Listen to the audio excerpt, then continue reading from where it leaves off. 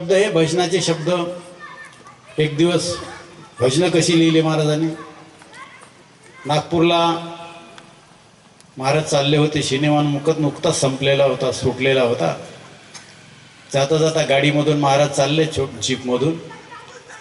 आणि महाराजांची भजनं अशी सुंदर भजनं आहेत की ते आमच्या सोबत म्हणजे महाराजांच्या सोबत एक मच्छिंद्रजी चव्हाण गुरुजी होते. फकीर माणूस आणि सिनेमाची मोठी गोडी होती त्यांना. सिनेमा आला की त्यातलं त्यांनी भजनाची जी चाल आहे, त्यांच्या गाण्याची जी चाल आहे ती महाराजांना सांगायची. महाराज असं अशी चाल आहे, याच्यावर करावं लागते भजन. आण कागद आण. पटकने कागद आणायचं आणि त्यांनी कसं आहे अमक्या अमकत अशी चाल. तर त्या चालीमधली एक भजन महाराजांनी कसं लिहिलं त्याचे अनुभव सांगतो मी. नागपूरला चालले आणि म्हणतात काय ते लहान मुलं, तरुण मुलं त्या सिनेमामध्ये, तेरी प्यारी प्यारी सूरत पर किसी की नजर ना लगे. महाराजांनी गाडी उभी केली. काय म्हणतं रे म्हणे.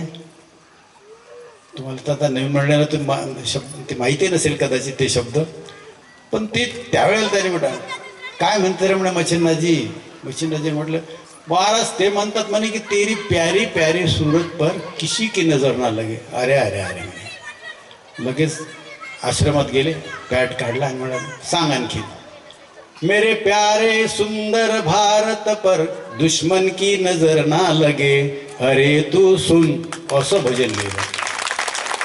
आणि हे भजन चीनच्या लाहोर सेक्टरला, पाकिस्तानच्या बॉर्डरला त्यांनी महाराजांनी म्हटलं.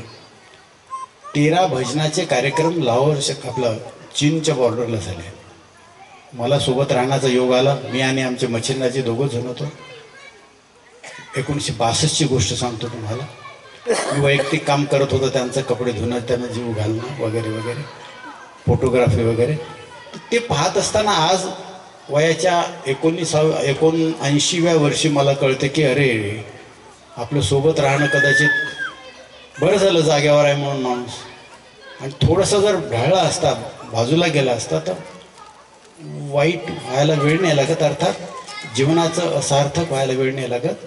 तेव्हा काही का असेना पण संतांच्या सांगितलेल्या वचनानुसार, त्यांच्या शब्दानुसार त्यांनी सांगितलं. गुरुकुंजामध्ये 2 गोष्टी सांगितल्या. आचार्य यात्रे आले होते 1964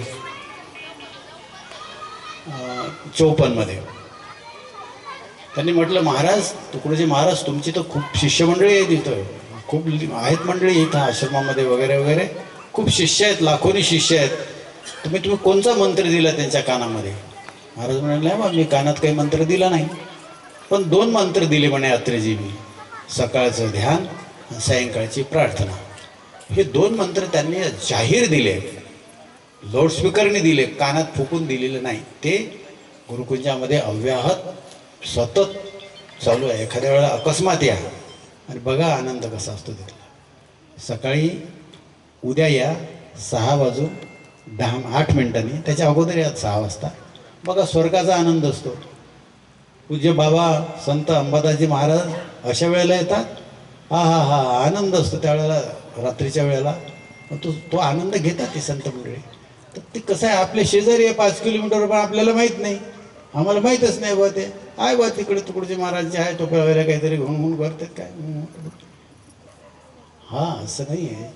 तरी त्याचं महत्त्व आहे की शेजारच्या मंडळींना थोडंसं जडत जात असते जवळचं. लांबून तिकडे काशीला जाऊन बघा मग कसं आहे. एक